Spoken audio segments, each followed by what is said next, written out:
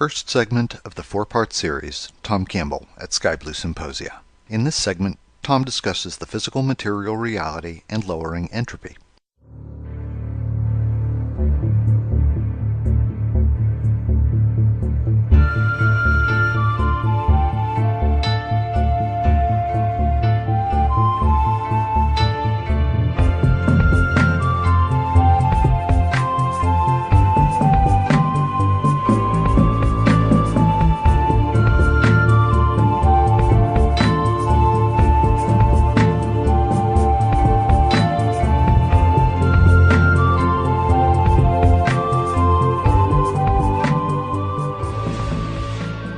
Welcome to Sky Blue Symposia, a convivial gathering for stimulating conversation and a free interchange of ideas.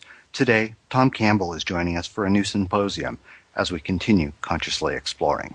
My name is Dave, and I will be your host. Susan, Sibel, and Chipper will be participating in the discussion. Tom and listeners, we're very happy you are joining us. Well, hello, everybody. I'm very happy to be here. This is always a fun group to talk to. We're very happy to have you back. And let's just get right into it, if you don't mind. The first topic area we'd like to venture into is physical material reality, and Sibel will lead off the exchange as we begin consciously exploring. Hi, Tom. This is Sibel. I've noticed that there are pieces of the simulation that seem to be rarely used, like the great biblical floods in history, but they're kind of still hanging out in our consciousness. And a modern thought about this might be worries about sea level rising. Why do you think that these pieces hang out like that? Okay, well, that is an interesting question. The phrase "still hang out in our consciousness" indicates a narrative or idea that is fundamental to our nature, while rarely used kind of indicates that such concepts are metaphoric and systemic rather than, say, immediate. That is, they hang out mainly in the margins of our awareness and experience rather than in the center of our day-to-day concerns and experiences. There are, after all, disasters, both small and large, in our history. From Pompeii being buried in volcanic ash to the dinosaur extinction and the hundreds, if not thousands, of wars and famines and pestilence, both ancient and modern. And we seem to dwell on all of them long after they are as much myth as they are fact.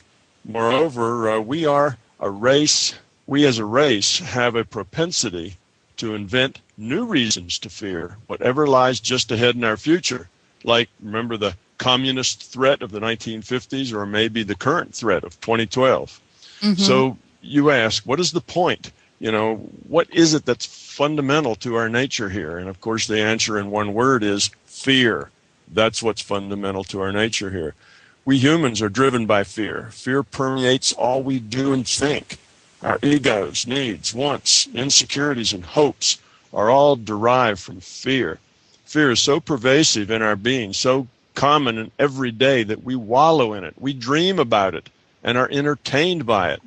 And not just disaster or horror movies, but I'd say at least 95% of our movies, plays, and songs are about struggle. They describe fights, both literal and figuratively. The focus is on the negative, things, events, people, or dire circumstances that must be overcome. And what about the news? Well, that's obviously mostly fear-based and mostly negative. In general, if it's not scary or negative, it's not news, it's not in history books. All the good things, the enlightened rulers, that we read so little about, they're given maybe a paragraph, and the ones that created destruction on a grand scale, pages and chapters. We search for things to fear, to watch out for, so we might protect ourselves. And it's easy to find plenty of things to fear. But if we run out, we simply make something up, invent problems. Peace makes us nervous, while problems give us something to work with. This is true in our personal lives as well as in our history. What does not frighten us is not very important. For example, benign, happy history and present-day good news. You never hear about this other than local from maybe friends or family. We tend to dwell on the negative and quickly forget or dismiss the positive because the positive can't hurt us. It's all about us and our struggle with it, or our struggle with them, or something yet unnamed. a struggle to materially survive and define material security. We are, at the core, frightened children. So why is this important to understand? Because fear is the opposite of love. We understand fear explicitly and implicitly, but love eludes us and confuses us. What does it mean to become love? People ask, is unconditional love possible for real people? Well, if it's not unconditional, it's not love. Our goal is to let go of fear and become love. Do you see about how far we are along in this process? That's why disasters as old as the biblical flood still hang out in both our personal and our collective consciousness. We are deeply fearful people and feel that such information is important to keep us safe. We frightened children need to remember and be aware of everything threatening that has ever happened or that could possibly happen yet, because within our little picture, we are neither safe nor secure. Death stalks us always. So I think that's why we connect emotionally at a fundamental level with these disasters, whether they're biblical or current day or imagined. It's just us and our fear kind of resonating with the negative.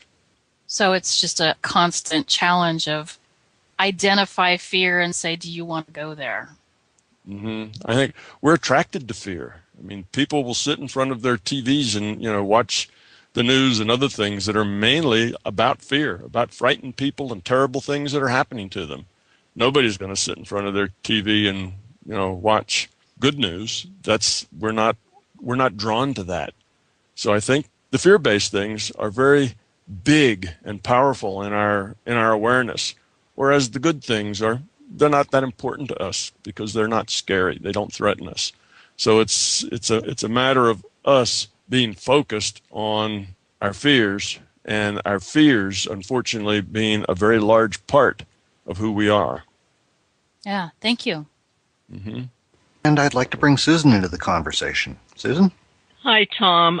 In our physical material reality, we have self-organizing systems such as nature and our solar system, and we're interconnected with these, and they seem to mirror back to us our inner realities, perhaps because of our relationship with them. In other physical material realities, are there similar systems, say with the central star and planets and nature? Is it totally different based on the lessons one can learn there? And what do you see as the unique opportunities for lowering entropy within this particular physical material reality? Well, that's kind of a series of questions, so let me take them from the top. You ask about self-organizing systems. Yes, indeed, we are part of a self-organizing system. We too, as consciousness, are parts of a self-organizing system of consciousness. All such systems generally work the same way. Potential possibility and time eventually find lower entropy expressions that are stable enough to evolve to even lower entropy configurations, and after that it's just a matter of evolution takes in. So that's kind of how that works. In other PMRs, you say, are there similar systems in other PMRs? Yes, there are similar systems. Among other PMRs, their most common underlying structure is that they are all virtual realities, and they are all in their own way trying to evolve, which is, again, that self-organizing principle continuing to chug on where there's room to chug. Digitally stimulated structures generated from scratch are not random, okay, like our consciousness. They're not random, but they are based upon rule sets, and they're stable enough. Structures are capable of long-term evolution, of great novelty. They're not easy to come by. That's why we don't get a great variety of these other PMRs, because there's just a certain number of rule sets and a certain number of parameters and input constants that'll create a system that's long-term stable. If it's not long-term stable, then it's not useful as a virtual reality. There are others, yes. And is it different there? Are the lessons the same? Well, the lessons are very similar in their fundamental nature. In other words, it's all about growing up decreasing entropy, becoming love, and that's true across all of them because we're all consciousness. Therefore, we all have kind of the same goals. But each reality frame has its own unique outcome since evolution begins as a statistical process. You see, it starts as a statistical process. So, if we went back 20 million years and kind of could reset back to that time and then let it start to evolve again, it's unlikely we'd end up with just what we have now. We'd end up with something different because a lot of those processes were random processes. Things happen and then you build from that. That's the way evolution works. We'd have to start with the whole universe, just back the universe up 20 million years, and then let's see what happened. It wouldn't be this. It would be something else. So you've got all these systems, they're all evolving, even if they have similar rule sets and similar stable systems, they produce all kinds of different things. Well, I just wondered, is there anything unique about our particular one for lowering entropy? Well, within this particular PMR, we are, believe it or not, more or less well balanced between good and evil so as to allow kind of maximum challenge and maximum growth potential. If you didn't have enough challenge, then your growth would be slow. In other words, if it was too kind and benevolent, I guess, you'd have a slow growth because there wouldn't be that much challenging us. On the other hand, if it was so difficult to grow because everything was so awful, that would be slow too. So it requires a nice balance between the two where you can, where you have enough protected area, I guess, where you can grow if you want to, but at the same time, you can't just kind of crawl into a cave and get away from it all and, live the good life without stress. Stress is always right there all the time to help you grow up. So I'd say our PMR, when I say PMR, I'm particularly meaning our Earth system, which is just a little piece of our PMR. Our PMR, physical matter reality, is the whole universe. Right. And there's very probably other systems like Earth systems chugging along in our PMR, besides just us. Besides that, there's other PMRs. And I'd say at our Earth system at present is a medium to low risk, medium to high gain kind of physical reality, kind of virtual reality. It's not terribly stable right now because it's near what in math they call saddle points, or sometimes it's called tripping points, or a quickly changing phase, if you will, of its evolution. And that's true in a lot of areas. Our economically, we're kind of at one of these tripping points. Politically, health, scientific, spiritual, everything now is moved to global. What used to be local issues are now global issues. So everything is moving faster. We're sharing data. That brings all of these areas kind of to a head at more or less the same time. So, here we are in planet Earth, PMR, like this giant zit that's just about to pop. You see, it's sitting there getting tenser and tenser, and things are going to happen. In all those areas that will be rather dramatic, in the next 5 to 50 years, which in the big picture that's a flash, that's now. So we have a lot going on right now. It's a very interesting time to be here.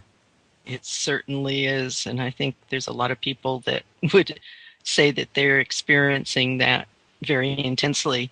I have a little bit more to ask about that. Are the rule sets of this PMR, the so-called constants of nature, are they subject to evolutionary change, or at least fluctuations, perhaps in accord with our own evolutionary changes or stages of entropy? Yes, in general, I would say yes, they are. But then again, there are rules and then there are rules. And what I mean by that is some rules are pretty much fixed because they're fundamental to the structure or fabric of our virtual reality. Many of the rules in the rule set are like that. Those are not likely to change or change very much, although they may change in minor details, yes, as we evolve. However, other rules, like psi uncertainty principle, for example, are more like policy than they are like law. And they can evolve and change rather dramatically as we evolve. They're kind of there to protect us, and depending on how, boneheaded we are, those rules can ease up or or tighten up. Well, it certainly feels like everything is changing right now, and that's why I wanted to ask you about that. There's been something on my mind that I've wanted to ask you, and that's about archetypes. How do you see these collective thought forms known as archetypes functioning in our reality? I've often wondered if they're like software for this PMR computer simulation, and if they're unique to this reality. In other words, do they speak to the lessons of lowering entropy available to us here? Well, I'd say not exactly. They are simply the result of how we influence each other. Okay. They speak of our hopes, our needs, our fears, community, ambitions, and joy. All of those things, and they represent us at the most general level. If you boil us up from the specific to the general, at the most general level, that's kind of who we are. These collective consciousness thought forms, which exist at various levels of aggregation, and what I mean by that is you get kind of collective consciousness forms that are family oriented, where people in families know what direction, where the wind's blowing, how to go, kind of what the overall archetype for that family is, and also for businesses, for institutions, for countries, as well as for the planet, so we have those that go from tribal all the way up to international. I think Jung supported that idea too, that these archetypes are at various levels. They're not all at one level. So they're mostly created by us, so they are, in their specific form, unique to us. However, they exist for all collections of consciousness at all levels. So one might call collective consciousness herd consciousness.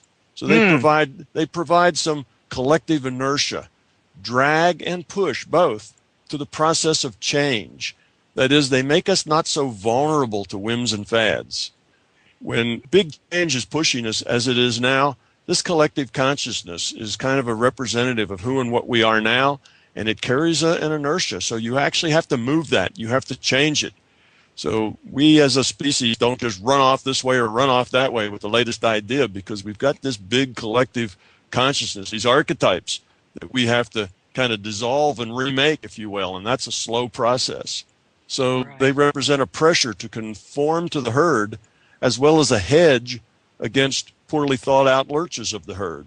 Kind of an antidote to hastiness, I guess, as well as a generator of common interests, common attitudes, and common values, kind of a nudge toward cooperation of common purpose. So I think they're valuable to us in many ways, other than just that they represent us. They keep us stable in many ways. Just like my work, I'm trying to change a lot of ideas and the way people think in science, as well as in metaphysics and, I guess, theology and all sorts of things. But that change will come slowly. If it came quickly, then it really wouldn't be very deep.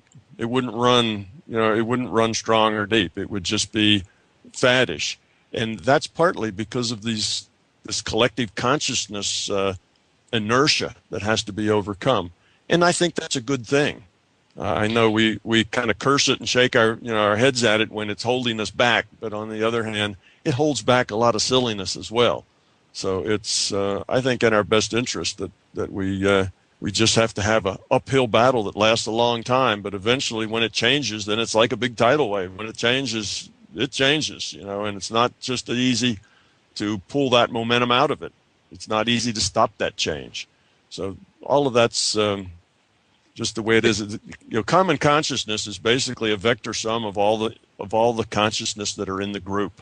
If you have a mob, then that's a group consciousness, and everybody acts as bad as the worst person in the group. It's that sort of thing.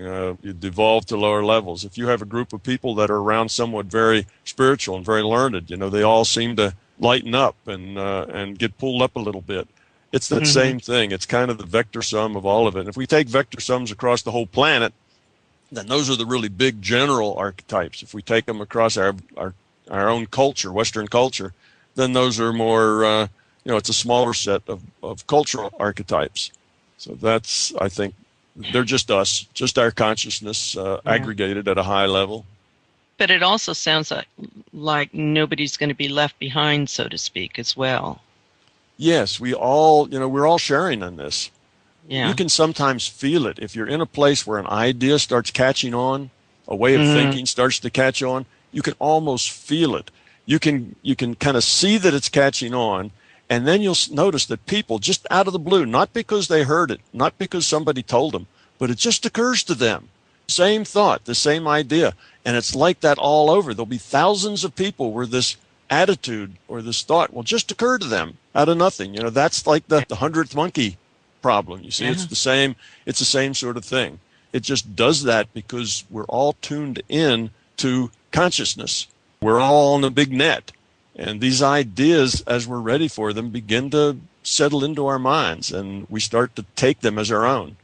But often, these things are not really our own so much as we're herd animals, and we tend to move with the herd. And this herd is not just a physical herd, but it works at the consciousness level as well.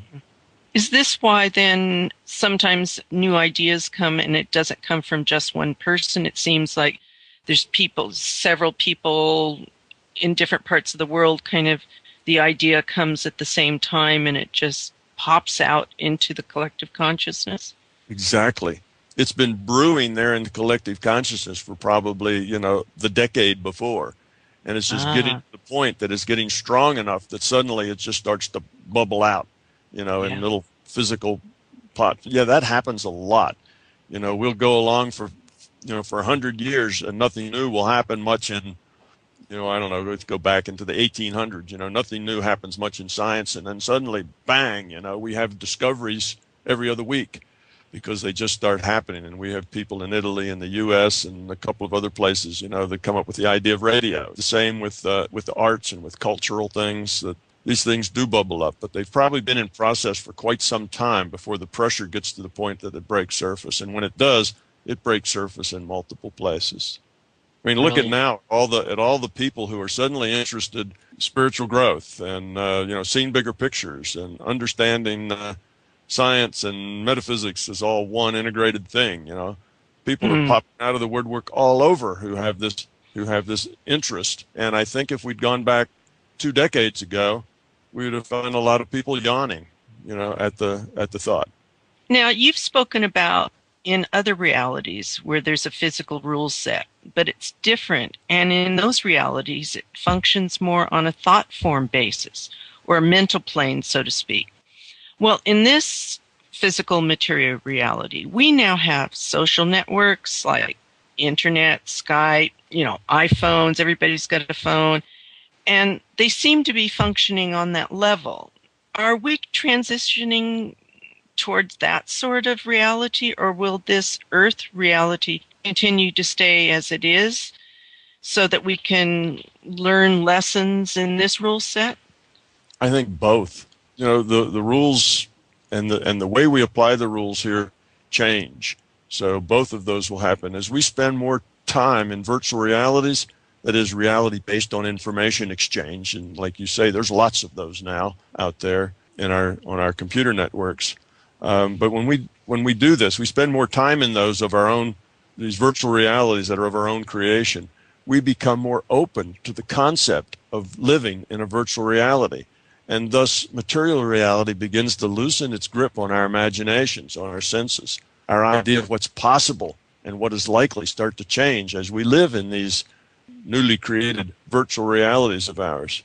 However, once we learn that our physical reality is virtual, we must not let that fact make us any less serious in dealing with what appears, to be our day-to-day and minute-to-minute, physical interactions. Because these interactions that we have here is what we're here for. It's our optimal path, to the evolution of our consciousness. So we don't want to get so enamored of our virtual realities that we begin to live there and forget why we're here in this particular virtual reality. So yes, I think they're very good, and they're helping people, like I say, loosen their grip and open up their imaginations to the possibilities. but we have to be careful that it doesn't turn into a trap, and that is that we begin to live in these created worlds of ours and stop our, or at least decrease in some way, our interaction in the flesh, eyeball to eyeball with real people, which is where the learning takes place. Sounds like there's both a lot of benefits, but also it'd be easy to get sucked into it and forget why we're here. Yeah, that makes sense, Tom. I appreciate that. We are pausing the discussion to enable our guest to provide more information about their work and activities. Sky Blue Symposia is speaking with Tom Campbell. Tom, would you tell us a little bit about the books that you have, what's going on, any symposiums that you're offering to those people that follow you? Sure. Those people who are listening to this who want to know more, have an interest, there are several places you can go. One, of course, would be my website, which is www.mybigtoe.com. There you will be able to buy books, but if you really don't want to buy a book, you can go to Google Books and you can read it there for free. Otherwise, you could go to Amazon or Barnes & Noble or any bookstore, and if they don't have it, you can always order it. So it's available pretty much out there in all the usual ways. You go to my website, and there's a forum there. And on that forum, there's lots of discussion and lots of very smart people who have been talking about this and thinking about it for a long time, very knowledgeable. And that would be a good place to either just read. There's thousands and thousands and thousands of posts there on every subject imaginable. And that would be a good place to find out more of your specific questions. Otherwise, for general information, go to YouTube. And YouTube, you could type in my YouTube ID, which would be TWCJR44, or you can just type in Tom Campbell, or you could probably just type in My Big Toe, and you will be able to get it pretty quickly. Or you can go to Google and Google Tom Campbell or My Big Toe, and they will show you lots of places that you can go. But the YouTube station is nice, or I guess channel is what they call it, is very nice, because I have all of the workshops and all of the interviews that I've done go up on YouTube. And they're available for everyone for free. One of the best ones, if you want a good summary of the ideas here and get a good understanding of the theory as well as the practice of how to apply it, would be the Calgary workshop. And it came in a Friday, Saturday, and Sunday. Basically just a few hours on Friday intro, and then Saturday is the theory and Sunday is the application. So if you go there, you will get perhaps more than you really want, but still it's a good overall view of what I'm all about and what my theories are. You'll get more of the science there, because I deal with the science more in my lectures than I do in my books, because the books are really targeted to a very general audience, and the workshops are people who are already interested or they wouldn't be there. If you want more of the science, find it at YouTube. You can find it on YouTube, and you can find it at MBT Events. That's the third place to go. MBTEvents.com are the people that do my organization, my scheduling. They put the things up on YouTube for me, and they schedule where I go and when I go there. So that is a good site to find out what's happening in the near future. Well, that's about it. So I urge everyone to look into more detail, because in an interview like this, it's very difficult to give you enough detail to answer even your most fundamental questions. It's kind of a quick pass over the top of a lot of very interesting ideas, but there's really not a lot of time for deriving the answers that I give. I just state them, and that's that. You kind of have to take it at words value, and that's sometimes not good enough for a lot of people. They'd like to see, well, why did he say that? Where did that come from? Well, you'll find it on YouTube and in the books. Thanks, Tom. After a short musical interlude, we will return to the symposium.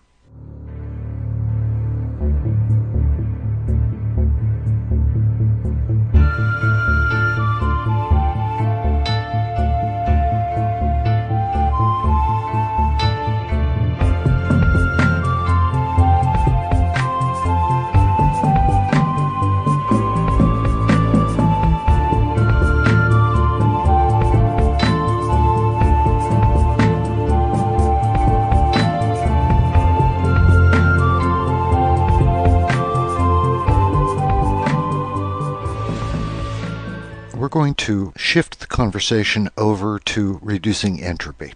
Susan? Do you sense that at this time there are more what some would call